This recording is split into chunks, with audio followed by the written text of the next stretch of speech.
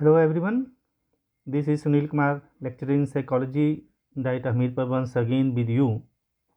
Dear trainees, पिछले session में हमने व्यक्तित्व के बारे में चर्चा करी और ये जाना कि व्यक्तित्व का क्या अर्थ है, व्यक्तित्व की क्या परिभाषाएं हैं और व्यक्तित्व की क्या क्या विशेषताएं हैं। तो उम्मीद है कि व्यक्तित्व की अवधारणा से आप भलीभांति परिचित हो गए होंगे। आज के सेशन में हम चर्चा करेंगे कि कौन कौन से ऐसे कारक हैं जो व्यक्तित्व के विकास को प्रभावित करते हैं। Factors influencing the development of personality, यानी कि व्यक्तित्व के विकास को प्रभावित करने वाले कारक। डियर ट्रेनीज, बहुत सारे कारक हैं जो हमारे व्यक्तित्व को प्रभावित करते हैं। उनको सबको हम कुछ एक श्रेणियों में बांटकर डिस्कस करेंगे। तो कुछ एक कारक बायोलॉजिकल हैं, कुछ एक एनवायरनमेंट से संबंधित हैं और कुछ मनोवैज्ञानिक कारक हैं। तो 3 श्रेणियों में हम व्यक्तित्व को प्रभावित करने वाले कारकों के ऊपर चर्चा करेंगे। तो सबसे पहले आज हम लेंगे बायोलॉजिकल फैक्टर्स को, यानी कि जैविकीय कारक या दूसरे शब्दों में हेरिडिटरी फैक्टर्स या आनुवंशिकी कारक। डियर ट्रेनीज, बायोलॉजिकल फैक्टर्स हमारे व्यक्तित्व को बहुत अधिक प्रभावित करते हैं, प्रमुखता से प्रभावित करते हैं। तो आइए जानते हैं कि कौन कौन से ऐसे बायोलॉजिकल फैक्टर्स हैं जो हमारे व्यक्तित्व के विकास को प्रभावित करते हैं। तो सबसे पहले हम फिजिकल स्ट्रक्चर की बात करते हैं। शारीरिक संरचना। शारीरिक संरचना जिस तरह की होगी, यानी कि शरीर की फिजिक कैसी है, कंप्लेक्शन कैसा है, हाइट कैसी है, वेट कितना है, फिजिकल हेल्थ कैसी है और फिजिकल डिफेक्ट्स अगर कोई हैं, तो ये सारे हमारे व्यक्तित्व को प्रभावित करने वाले कारकों में आएंगे, जिसको कि हम फिजिकल स्ट्रक्चर के अंतर्गत डिस्कस करेंगे।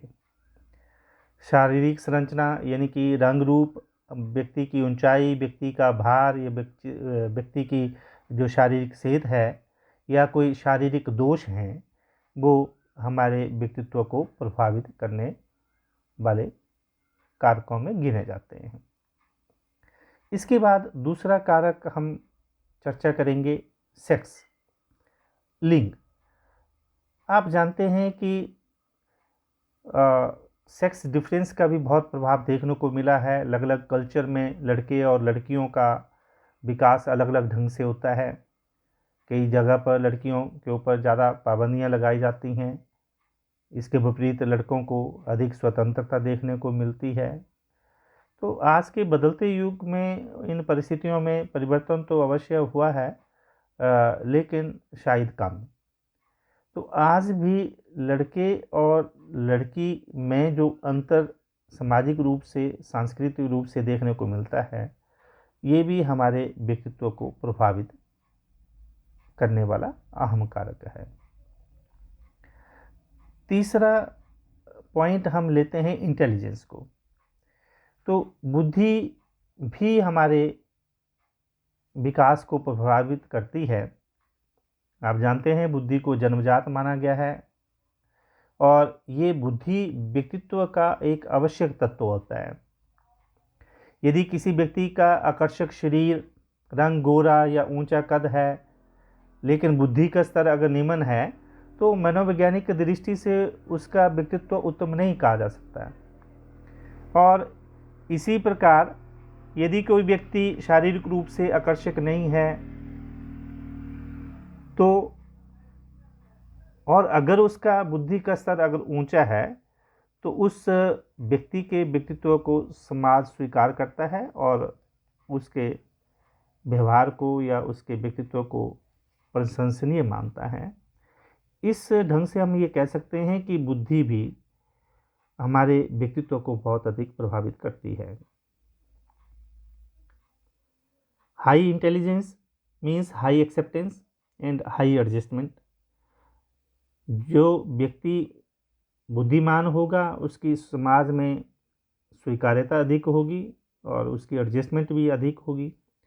अगर लो इंटेलिजेंस वाला व्यक्ति है तो उसकी सामाजिक स्वीकार्यता कम होगी और हो सकता है कोई वो एडजस्टमेंट करने में उसको कोई दिक्कत आए, उसको हीन भावना का वो शिकार हो जाए।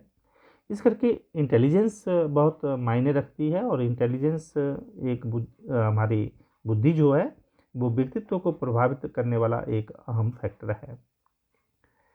इसके बाद डियर ट्रेनीज जो हमारे एंडोक्राइन या जो डक्टलेस ग्लैंड्स हैं, एंडोक्राइन सिस्टम,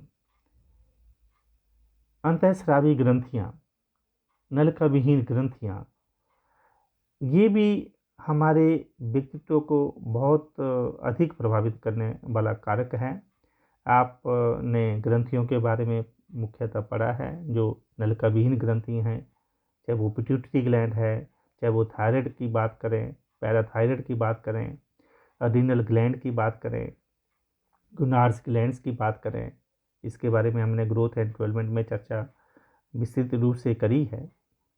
तो ये pituitary gland, thyroid gland, parathyroid gland, adrenal gland, इनसे जो हार्मोन्स निकलते हैं वो हमारे व्यक्तित्व को प्रभावित करते हैं।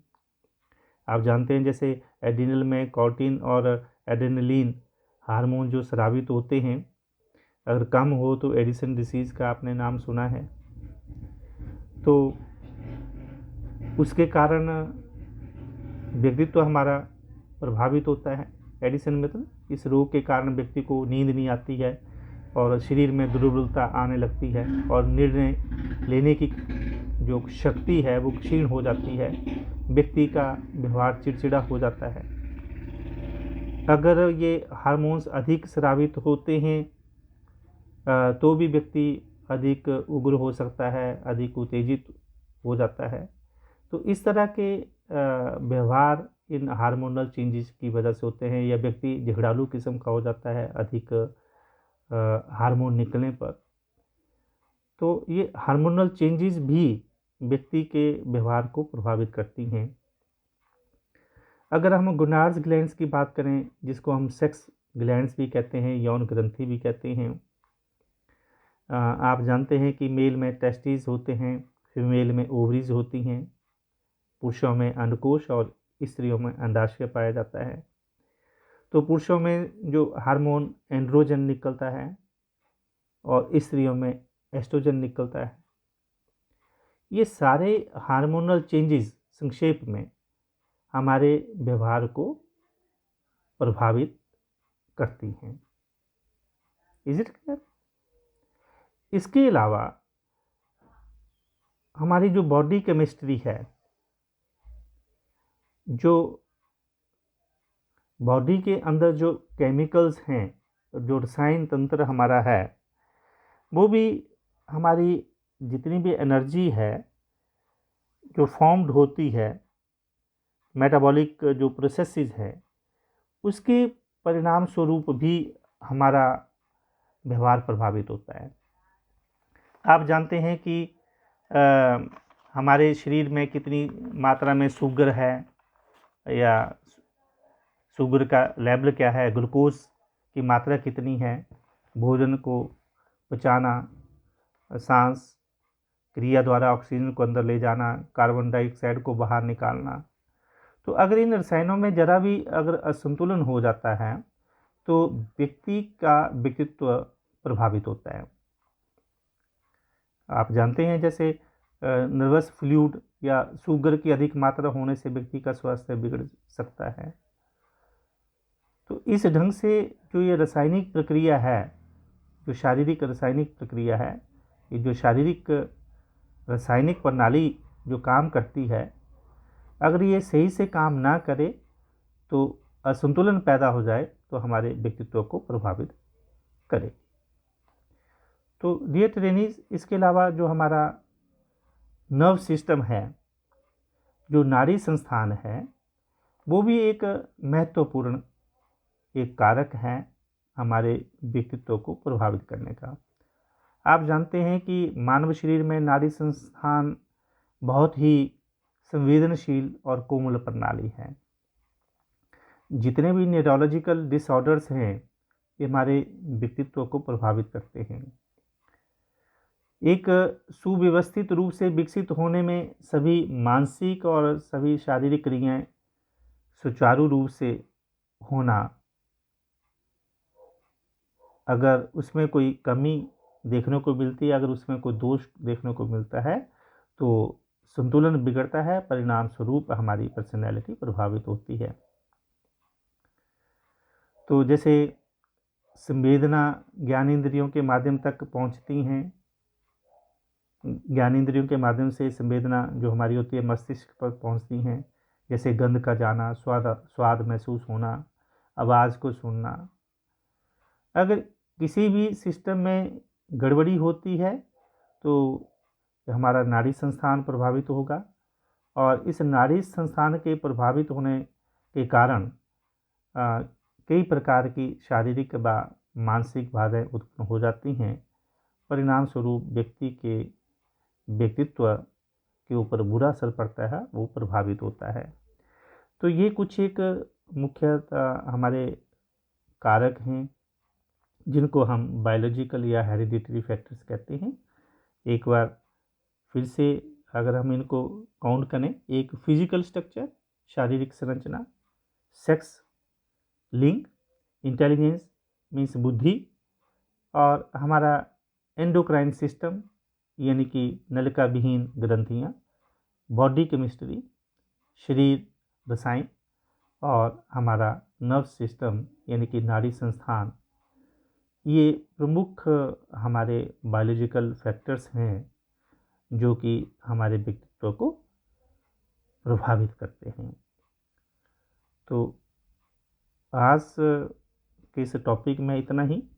कल के सेशन में हम दूसरे जो कारक हैं एनवायरमेंटल फैक्टर्स उनके ऊपर चर्चा करेंगे। तो उम्मीद है आप बायोलॉजिकल या हेरिडिटरी फैक्टर्स जो पर्सनैलिटी को इन्फ्लुएंस करते हैं उनको समझने में सक्षम हैं और उनको अच्छे से अटेम्प्ट करने में सक्षम होंगे। आज के लिए इतना ही। Thank you very much.